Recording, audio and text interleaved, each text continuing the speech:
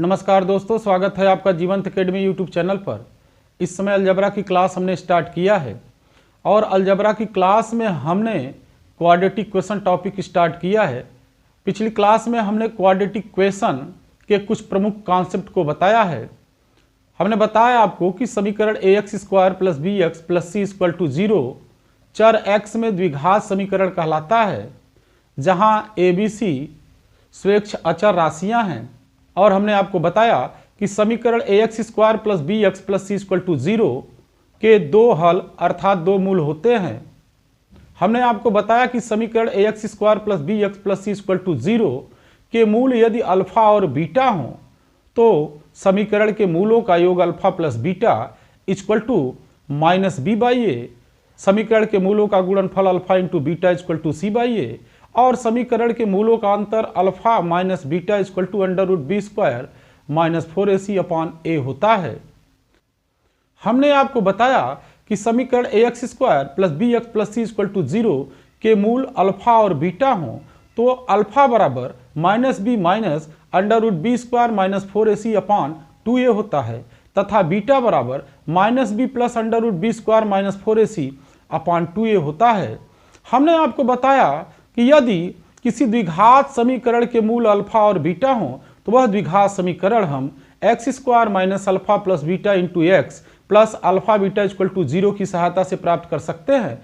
तो हमने पिछली क्लास में आपको द्विघात समीकरण के कॉन्सेप्ट को बताया है और उसी को आज आगे हम बढ़ाएंगे। बहुत इंपॉर्टेंट क्लास चला रहे हैं क्योंकि प्रतियोगी परीक्षाओं में द्विघात समीकरण से अनिवार्य रूप से प्रश्न बनता है। आज हम द्विघात समीकरण के मूलों की प्रकृति पर डिस्कस करेंगे और हम ये जानेंगे कि किन परिस्थितियों में समीकरण के मूल वास्तविक, किन परिस्थितियों में समीकरण के मूल अधिकल्पित होते हैं। तो आइए आज की क्लास स्टार्ट करते हैं। समीकरण ax² + bx + c = 0 के मूलों की प्रकृति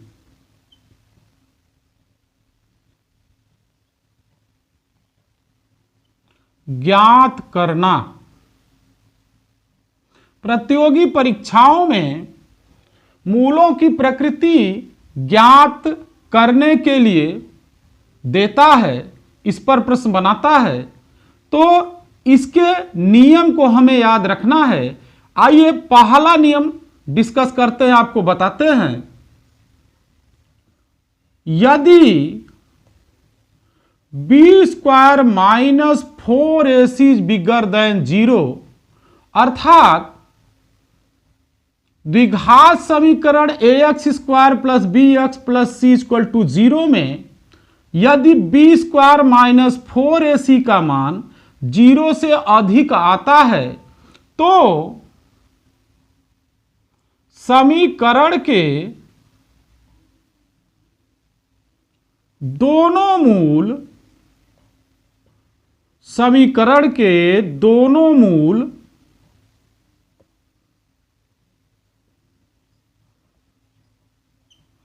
वास्तविक एवं भिन्न भिन्न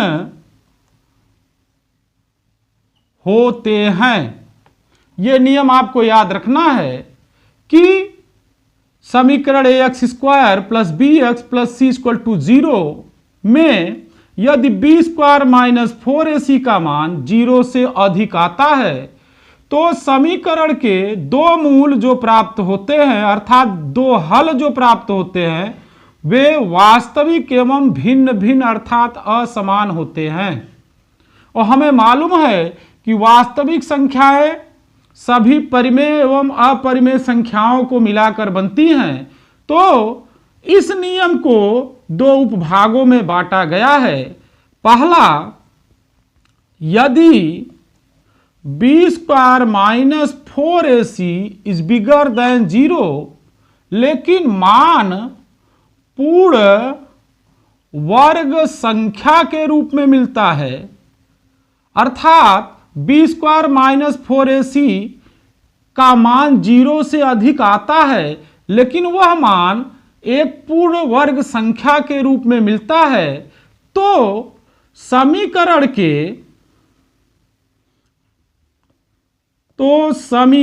के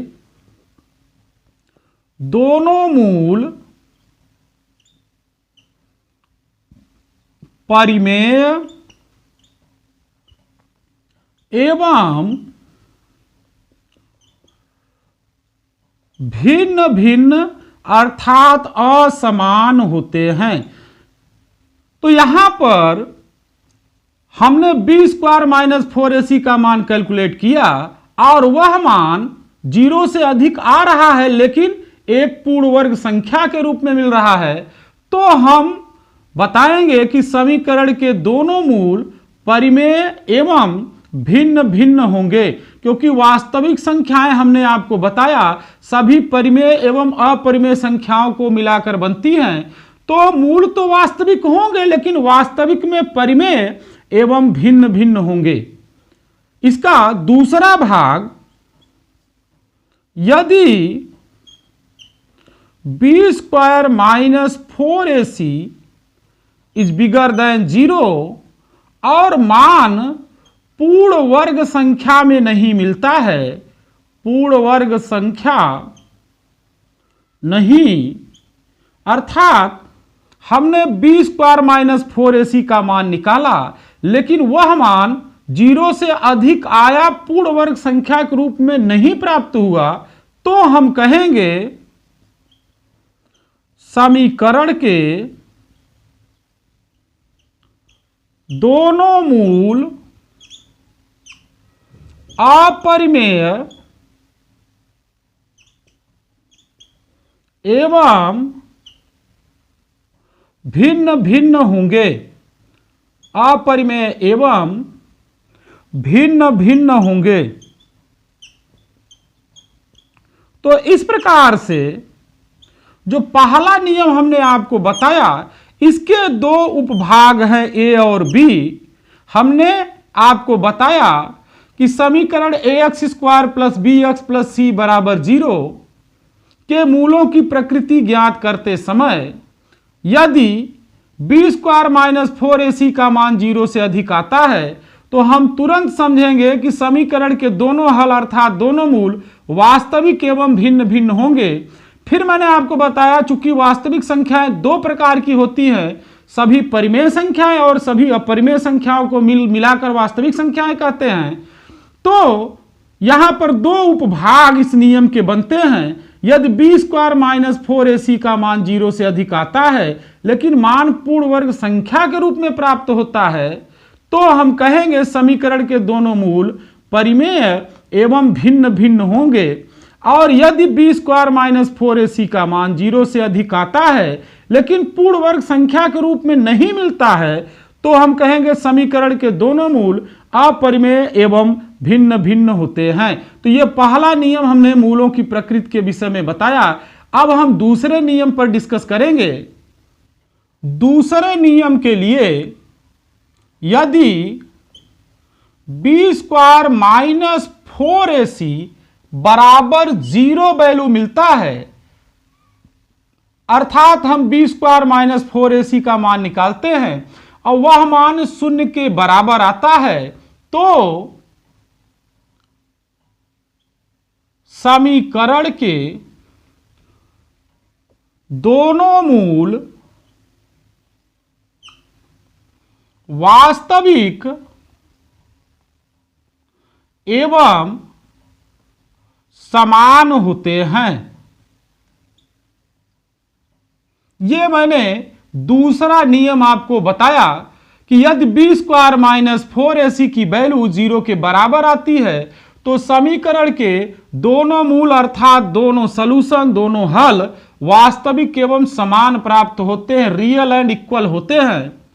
और तीसरा नियम, यदि बी स्क्वायर माइनस 4ac का मान 0 से कम आता है, तो समीकरण के दोनों मूल अधिकल्पित अर्थात काल्पनिक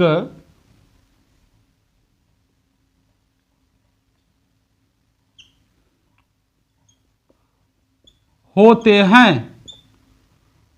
बी स्क्वायर माइनस 4ac का मान यदि 0 से कम प्राप्त होता है तो समीकरण के दोनों मूल, समीकरण का आशय द्विघात समीकरण से है, तो समीकरण के दोनों मूल अर्थात दोनों हल अधिकल्पित, इसका मतलब इमेजिनरी प्राप्त होते हैं।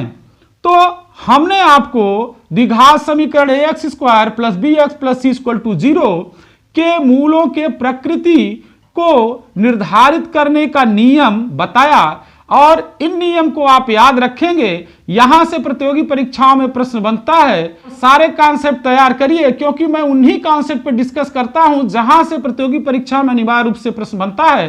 तो हमारे साथ बने रहिएगा। अगली क्लास में हम क्वाड्रेटिक इक्वेशन में प्रश्नों के विषय में डिस्कस करेंगे, महत्वपूर्ण प्रश्न जो प्रतियोगी परीक्षाओं में बनते हैं। धन्यवाद।